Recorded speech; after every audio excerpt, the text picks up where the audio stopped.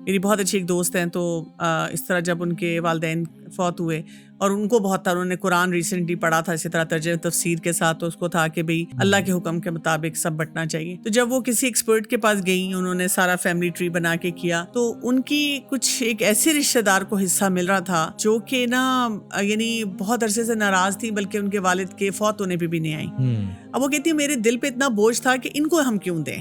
مجھے بہت غصہ تھا. پھر کہتی میں بار بار نہ یہی انہیریٹنس کی آیات پڑھی تھی، اور میں نے پھر اللہ سے دعا کی اللہ تعالیٰ مجھے وسعت قلب دے کے میں یہ کروں. وہ کہتی ہیں کہ میں ان کا گھر ڈھونڈ کے اور میں وہاں گئی، اور وہی بات ہے کہ it was a big amount, چاہے وہ ایک وہ حصے ہم کہتے ہیں 1/8 ہے 1/6 ہے. تو وہ کہتی جب میں نے اتنے لاکھ روپے ان کے ہاتھ میں پکڑائے تو وہ میری شکل دیکھیں اور وہ پھوٹ پھوٹ کے رونا شروع ہو گئی. اور کہتی وہاں سے انہوں نے ہمیں دوبارہ ملنا شروع کر دیا،